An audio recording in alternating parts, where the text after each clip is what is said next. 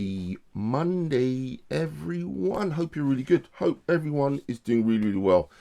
It is 6 o'clock, which means it is the Monday snack. Thank you for joining me again. Another time for more stuff, which quite often is quite silly. Yeah, normally quite silly. Anyway, what do I need to say first? I need to say, for those of you who are watching this on catch up on YouTube, please do subscribe if the feeling takes you.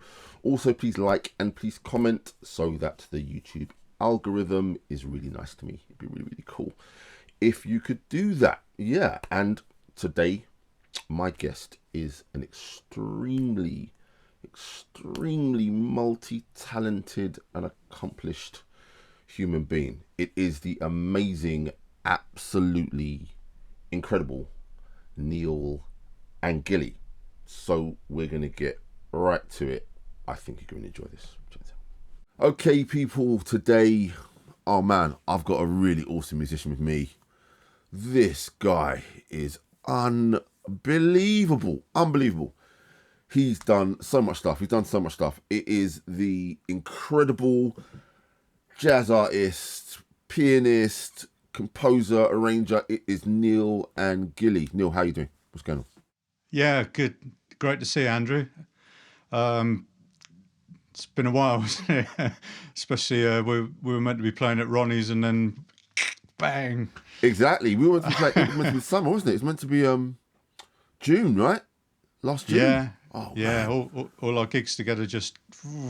Oh man, there you go. But really appreciate you doing this. Really appreciate it, mate. Really appreciate it. Thanks for asking me. Right, so I'm gonna, in case anybody is unaware of the magnificence of your career, right? You've done a few bits. You've done quite a lot. You've done Lisa Stansfield, Jeff Wayne's War of the World. You've put Down to the Bone, Benny King, Vanessa Mae, Michael Ball, loads of stuff. But your Latin jazz trio, right, is unbelievably awesome. So we're going to talk about that later. Right? Now, I've said, right, for quite a number of people that kind of come onto the Monday snack, right, that they do it all. But you really fall into the category of someone that kind of does it all. And I can't remember exactly when we first met, right? But I'm always blown away. You know, I'm sat behind the kit, and whether you're sort of laying down these lush chords or you're blazing like a ridiculous synth solo or a piano solo, I'm always blown away. Yeah. You were kind enough to play on my first album and also my upcoming new one, right? And for the sessions, so this is where I'm going to start, right? I ramble for a bit and then I actually ask a question, right? So for the sessions, yeah, it kind of, you walk in and whatever I put in front of you, right, you are completely unfazed, like totally unfazed. Regardless of the complexity, it's almost like immediately you start playing and it's like you've been gigging it for years, right? Now, what I want to know is this, right? I want to know at what point, right, in your musical history did you get to the stage where you could do that consistently and comfortably? And I want to know sort of what you did to get to that point as well. So that's my first kind of question, yeah? What's that? Yeah. You know, how long were you doing it where you thought, it doesn't matter what it is, I've got this, it's not a big deal, I can just kill it, you know? I don't know whether I'm at that stage, to be honest. Oh, don't give me that, Neil, man. There's always something that trips you up, you know. I think if the information that I'm being given is clear, i.e. if you've got some good charts and you always, provide some nice charts. The last time I came over, you were, still writing still writing. Yeah, exactly. That's the way it works. But all on Sibelius, so it isn't somebody's manuscript. If you've got something clear in front of you, that really, really helps. Good instruction from whoever you're working with, so that you're not going down the wrong path. But I guess the skills involved in what you're talking about there, in doing sessions, I guess, reading is quite an important thing, I think, not for all sessions, because certain sessions there is no music and you're just using your ears. So I guess it's a combination of good reading skills. Well, I studied classical piano. I studied as a concert pianist at the Royal College of Music. Right. So, I'm not really fazed by reading stuff because, if you're reading Liszt and Ravel, that's pretty heavy stuff. So if your reading skills are good, using these, you've got to have ears like Dumbo, really. Talking about the reading, right? And your reading is impressive. It's really, really impressive, right? But for me, it's more than that. So it's one thing to be faced with dots. So I put dots in front of you, right? You're interpreting my dots, but almost instantaneously, right? You're able to go off piste with those dots, like immediately. I've just written the thing. I don't even know what it's going to be, right? And I'm next door, looking through the glass, thinking, how is this guy blowing so comfortably over this thing that didn't exist 4 or 5 minutes ago? You understand what I'm saying? So when I say develop that skill, I guess the reading is a given, the technique is a given, but it's more so the way that you can so quickly interpret things. Well, I've done it. I've done a lot of sessions over the years, as you've done, and I guess it's just, I think it's something that comes from experience. Actually, that's one thing that certainly towards the beginning of my life, on all different things that you do, hopefully you can learn from working for different artists and stuff. One of the first things when I was really young, one of the first tours I did was with a guy called Benny King, right? And he was an absolute joy to be around. I spent as much time sat next to him on the tour bus, just chatting to him. I mean, the guy was telling me stories about Charlie Parker's band, who he'd recorded with, and which I just didn't put that into his world, and right. What an amazing musician he was. But one night we were on stage with him, and we were doing like a triple header with, I think it was him, I think Martha Reeves, and I can't remember what the third thing was, but there were a lot of musicians out in the audience watching the other bands perform. Right, okay. And we fell into the trap during Stand By Me, his big hit. It's just a 4-chord thing going round and round and round. And, we fell into the trap of playing to the other musicians in the audience. And it started getting a bit too far away from the doom, boom. And at one point, during the break in the vocal, he just turned around off mic, nice as anything, and he just went, "No Coltrane," and we just went, right, okay, boom, and it's little things like that you pick up over the years from artists like him, who he's a legend, the guy. Lionel Richie's another guy who, wow, okay, he every time I worked with him, blew me away because there wasn't any second takes. It was always a take. It was just, I couldn't believe the guy. We did a TV show with him for ITV, and I don't know, the program's about an hour long, and he had guests coming on and stuff. And he was getting really frustrated because he just wanted to blast through it. That was his style. Okay. And of course, being in a TV studio, you're waiting and waiting and waiting for whatever it is in camera world, Yeah. But I think going back to your question, it's just years of experience of those moments that end up absorbing into you.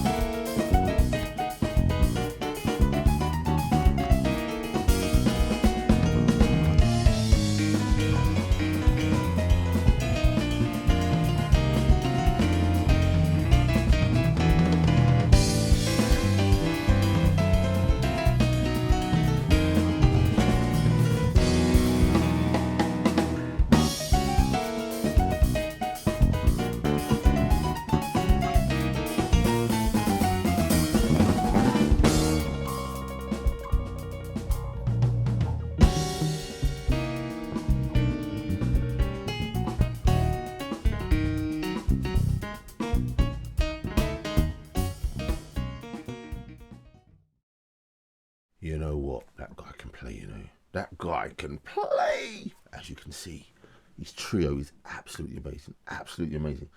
And what, as Mrs. S actually said, what a CV. My goodness, what a CV this bloke has. Anyway, you want to say hi to some people. Hi to Martin. Hi to Mrs. S, who is in the house. Mrs. S is in the house. Hi to Steve. Hi to Stefan. Hi to Sam. Hi to Anita. Anita, what's for dinner? What's for dinner? You can't just come on the chat and eat without the menu. Come on, man. You know the drill. Let's get with it, man. Hi to Anita. Who just jumped up? Daniel. Hi to Daniel as well. Hope folks are all doing really, really well today. Cool. Right. In this next bit of the chat, right, we spoke about Neil's trio and about how he goes about writing and all that kind of stuff. Before we get into that segment, though, next week is show number 20. Can you believe it? Show number 20. So I think because it's show number 20, there's going to be another It's a Mugs game competition. So next week, if you want to win one of these, you're going to have to tune in. I'm going to have another fun game ready. I'm not quite sure what I'm going to do for next week's show because it's show number 20. I'm thinking about it. But anyway, getting back to Neil, this is loads of chat about his trio, about his writing. Really, really impressive. Here we go. Tell me about your trio and about the latest album and the stuff. I mean, when I listen to clips of your stuff, it sounds like the three of you have almost got like this telepathy going on. So where did that whole Latin jazz love come from? And tell me about the writing and how you sort of envisage your projects and how you sort of go about doing what you do with that. Well, the Latin side of things came from traveling out in South America when I was 21. Oh, cool. Taking in a lot of the music out there. It's everywhere, going to clubs. I mean, everybody dances out there. It's fantastic music culture out there. And when I came back to London, I ended up living with a mate of mine who was really into Latin jazz, and he started a Latin jazz ensemble called Siempre Caliente. And it was a great way of learning how to play in that style, totally alien really to what I'd been doing prior to that. Right. And from that, fell into, got asked to do a few other different bands, Le Clave, which was a big band back in the day, Picante, another band. And then I got a call for Snowboy. And I mean, Snowboy's band's incredible. It's one of the lovely things about being on the road with Snowboy. When I joined, I mean, we were on the road for, I think it was 3 months. We went all over Europe, and off the back of this tour, and spent a lot of time on tour buses, chatting with all the guys. And I mean, they taught me so much. I mean, not just on stage, but off stage. Playing batar. Always had drums around to play, right. Singing, which later crept into my own trio albums. There's some traditional batar stuff that I incorporate. So the writing for that comes from that sort of initial exposure to South American music, right? And is it mainly the Cuban thing? Did you ever go to the samba side of things, or is it always kind of absolutely. I mean, it's never been just Afro-Cuban stuff. Right. There's some Brazilian stuff as well. There's Brazilian stuff. I mean, on my first album, there's quite a few Brazilian tracks. There's one called Pequenita, which actually came out of a jam. Me and David, a drummer, were just going and playing together. We'd book a rehearsal studio quite regularly, and no bass actually, which in some ways freed me up to go wherever. So it became a few compositions came out of that. You saying that, to a certain degree, that answers, in my mind, the question when I watch clips of your trio. The reason it feels so organic, the reason it feels so instinctive, the reason musically the three of you just seem so comfortable, because you're not just writing to order, as it were. it's kind of, it seems to be born of this long-winded creative process. Most of the music is composed by me. So there's that initial stage, and obviously being a pianist, I've got the opportunity to jam on the piano, harmonically and melodically. The great thing about a piano is it encompasses all the different elements of writing. In the old days, I just used to scribble it down as quickly as I could on manuscript. These days, I tend more to have logic running, or even just to my phone recording, so I don't miss any ideas. Right. Nothing more frustrating than having a great idea and you go, oh, what was it? What was that? Because it'll never come back. But that initial stage of writing, and then I'll do all the charts, and then we rehearse a lot, we play a lot. That's really important. And then it's a question of lifting the music off the page, so to speak, so that it comes, it goes, you get it in your body, your soul, whatever. And the final sort of phase of it really is performing it, and new things come out of it. There's a moment where I just hand the reins over and I'll get ideas bouncing back from the guys. One thing I try and do is never use music on the gigs. I find then that you go off onto a different level rather than having your head stuck in a chart, I started gigging my thing 2019, I think. Yeah, 2019, I did my first gig. And because the nature of it, you're responsible for somebody, you're a band leader, you know what the vibe is. So I've got to think about, getting the gear in, I'm recording the gig, and I've got the cameras up, and your brain's in all these different places. And quite often, all this music that I've written, that I've transcribed, that I've taken all this time, when it comes to it, you've got to sit down and play it, and you've got to talk to the crowd, and you've got to try and be engaging and funny, and you've got to do all this stuff. I need a chart, because I'm thinking, my brain is in too many places.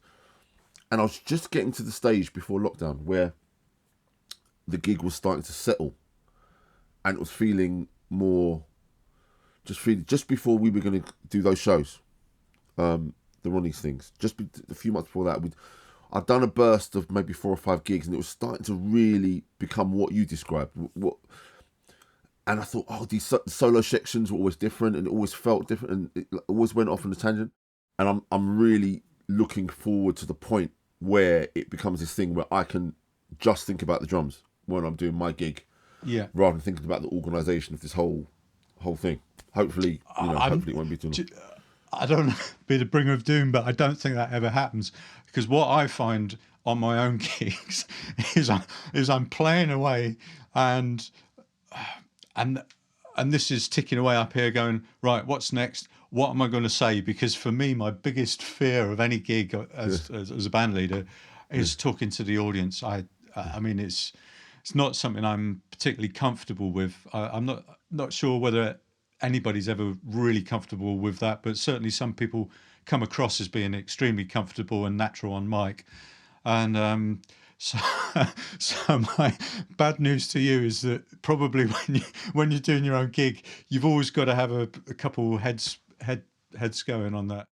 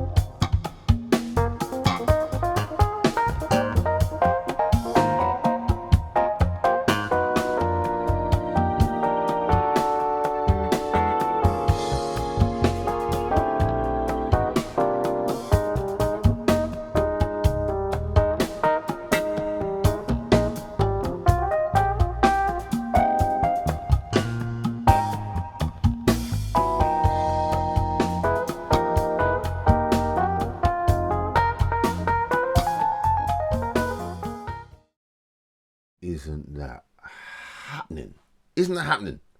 Jeez. So that is a version of Butterfly from and that's on Neil's new album, upcoming album. It's called Yambu, and I think it's coming up pretty soon. It's coming up pretty soon. But that is probably happening. Jeez. Wonderful, wonderful playing. And if you ever get the chance, once lockdown madness ends, if you ever get the chance to catch Neil's trio, jeez, man, do it. They're so on fire. Oh my gosh. Hi to a couple more folks. Hi to cousin Jeff, head of the family. Good to see you. And also Mick Crook, great to see you as well. Hot off the press, people. Hot off the press. Anita, she's cooking fried rice this evening, and apparently she's giving us a method here.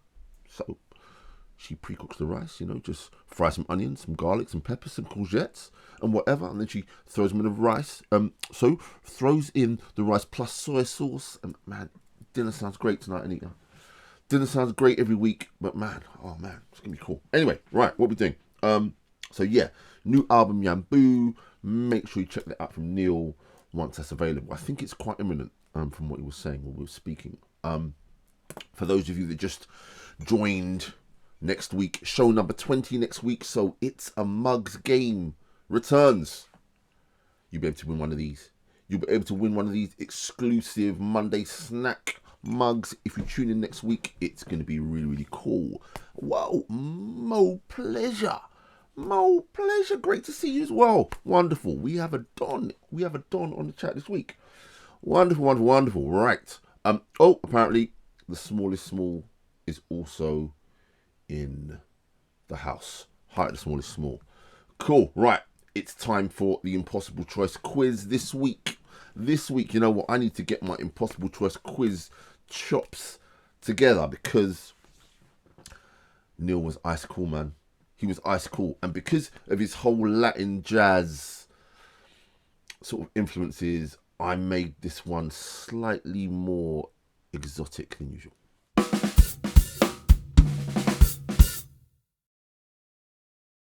Now, I don't know if you've watched Monday Snack in any great detail, but I do a couple of quizzes, right? So the first one we're going to do is called the Impossible Choice Quiz. This one, because you're on, Neil, this one probably has a couple of references to your, it's got a couple of references to your afro-Cuban thing. But here we go. Right, so the idea is I give you a couple of alternatives. You make a choice. It's meant to be quick fire, right? Okay. I've done my job well if you have to ponder and think about it, right? So okay. We'll see. I don't know. Right, first up, jazz pianists. Art Tatum or Oscar Peterson? Oscar Peterson, I guess. Oscar, okay, right. Which of these two bands do you wish you would have played with, right? Steely Dan or Weather Report? Weather Report. Okay, that's surprising. Okay, cool, lovely. Right, keyboard player, so pianist again, right. Danilo Perez or Gonzalo Rubalcaba? Oh, Gonzalo, I guess. I mean, he's a monster. Well, they're both monsters, but I've seen him a few times, and man, it's nuts, isn't it? Something else. Wow. Okay. Yeah. Right. Another Afro-Cuban thing. Which of these bands would you be into playing with? Right. Either work with Irakiri or Hermeto Pascoal. Oh wow. Again, Irakiri. I've seen. I used to go all the time religiously to Ronnie's to see them. And Chucho, I'd say Irakiri because Chucho has been such an influence for me, right? Okay, in what I do. So yeah, I mean, again, both amazing. But I saw Hermeto Pascoal at Festival Hall years ago. It was one of the most mind-blowing musical experiences. Yeah, the guy was just like, it was just like absolutely incredible. Right, okay. Final question. This is a simple one, right? So your house is burning down. Which one of these two bits of gear do you save? Right? Yeah. Do you save your virus synth, which I love so much, right? Or do you save your Fender Rhodes? My Rhodes. Oh, that was. I'll tell you why. Because that Fender Rhodes is a unique instrument. I can go out and probably buy another one of these. Right. But my Rhodes is actually made from 3 Fender Rhodes. So All right. many years ago, I had 3 Fender Rhodes. I don't know, ask me how I ended up owning 3 Fender Rhodes, but I had a Mark II and 2 Mark I's, and I somehow squeezed them into my estate, took them down to Cornwall where my parents live, and me and my dad spent, I don't know, a week, 10 days. We stripped all 3 out in his workshop, and he's a real whiz. Wow. Okay. And basically pieced together what is now that A unique Fender Rhodes. So yeah, I mean it's an absolute joy to play. Yeah, I need to get my impossible choice chops up. Slight hesitation from Neil on one of those questions, and yeah, like I said, slightly exotic this week. If you haven't heard of any of those artists, really worth checking out. Really worth checking out.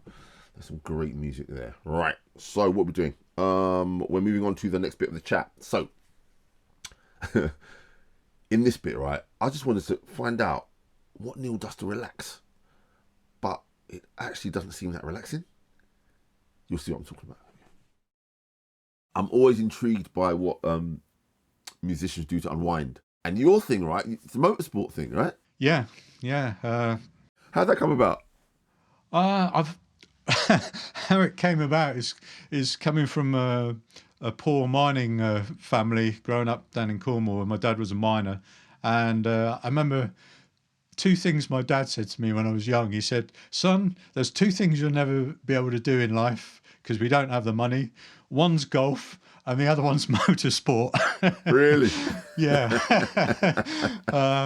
So maybe it came from that. It got me at a very young age. I mean, early memories of, James Hunt was my absolute hero, still is really. I mean, he's not just a hero in motorsport, but I mean, he's up there with rock and roll legends. You know, the guy was an absolute character, and on and off track.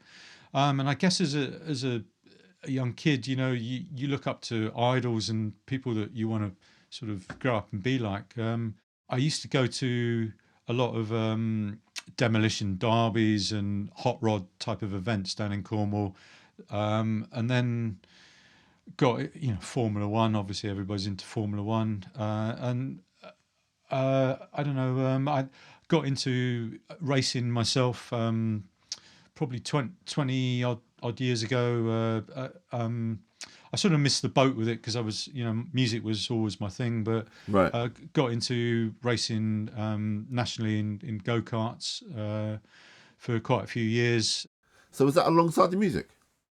That was alongside the music, yeah. Okay. It's crazy. I mean, I don't think I could do it now. I mean, I'm not young enough. Is it quite punishing though? It's punishing, right? Really, really punishing. I mean, there's no comfort in a go-kart. When you hit an apex, it's like being hit with a sledgehammer around the back of a seat. Right. I mean, it's crazy to think that I did a 4-hour race at Hoddesdon and then ran to Ronnie Scott's to play in the evening once. I think I was probably like a zombie when I got to Ronnie's, but I was a lot younger then, a lot more energy. It's one thing I've sort of pretty much knocked on the head because you get to an age with go-karting and it's a young man's game, really, Right. But car racing, I'm hopefully getting to go to the Caterham Academy next year to race a car called Caterham 7. So that's a little bit more comfort, although any car users, anybody who drives a car would probably think comfort is... it's not comfy. You have to climb in through the roll bar. When I was riding a motorbike, I used to find that the stress on my hands was a bit weird after a while. Yeah. Especially like the clutch side on the motorbike. Yeah. So sometimes I'd be riding to and from a gig or to and from rehearsal, and my hands just didn't feel as comfy because I'd been putting them under the strain of doing that as much as I loved it. And I kind of said this in another interview, when I was riding a bike means that I can't think about anything other than riding the bike. Yeah. And I think you got to focus on that. And I imagine Absolutely. racing a go-kart or racing a car, you've got to focus on that. You can't think about... 100%. I mean, when you're actually driving at speed is one thing. So driving around a track at speed, you're constantly thinking next bend, lining the car up, get all my braking done, gear change if you're in a geared car. And if it's a complex of bends, you're trying to join the dots about a bit like playing a game of chess where you're thinking a few moves ahead. Moves ahead, yeah. But then add to that another 20, 30 guys all racing against you, where your ideal line to come through, somebody's either blocking or you're trying to get around people. You don't have one moment to not think about it. I mean, time is like a different thing. It's like doing a really intense gig. I mean, sometimes you come off stage and you go, "Wow, that was an hour," or Yeah. whatever you've just been on stage Yeah. for. Because your brain is just going a million miles an hour. With motorsport, it's the same. Every bend comes up only a matter of a few seconds. Yeah, you're not thinking about what you're going to have for tea that night. Yeah, Neil's a bit of a petrol head. I used to love riding my motorbike, you know. Motorbikes were great. Oh my gosh. Bit of a story. Mrs. S is going to be happy about this story. Bit of a story, right? So I wanted to get a motorbike, right? Mrs. S was not happy about me getting a motorbike. So eventually, I'm chipping away. A few years go by. Eventually, Mrs. S is like, all right, then, go and get the bike. So I go and get all the gear. I come back to our little flat. I'm all excited. Got my helmet. I put the helmet on. I put the helmet on. I go in the front room with the helmet on. She looks at me and she goes, "You're gonna kill yourself." It was really, really funny. It wasn't funny. She was really distressed, but she got used to it. It was kind of fun after a while. I'm in trouble now. I'm in trouble. I shouldn't have told that story. I'm gonna get in real trouble. But there you go. Right, what we're doing? Right, we are up to the Tour Life Pop Quiz. I lost my Tour Life Pop Quiz mojo this week. I only came up with one question, and yeah, Mr. Angilley, he was very reserved. He was very, very cool, very calm. He's one of the nice guys. He's one of the nice guys as much as I tried. But there you go. Oh, Aunt Law, what you saying? Great to see you as well. Here is a truncated Tour Life Pop Quiz.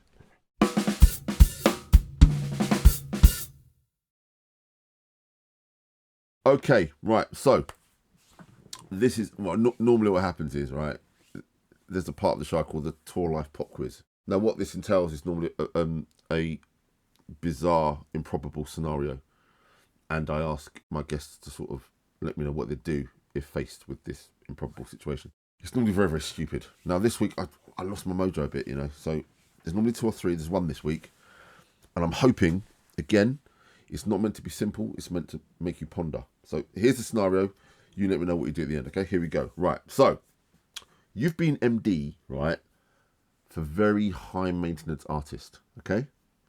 Her demands have been getting more and more ridiculous. Yeah, you've decided you've had enough. You're going to leave. You're going to jack it in. But after there's one more gig to do. It's in an exclusive Southern European destination. One more gig. What it is, it's a high-profile show for the Principality's national holiday. There's going to be 20,000 people there at this gig. You're sound checking. The artist has been a usual high-maintenance self, right? You just need to get away, clear your head. So you go back to the hotel after sound check just to get a bit of time away from her, all right? So you're on your way back to the venue. Traffic is really, really bad.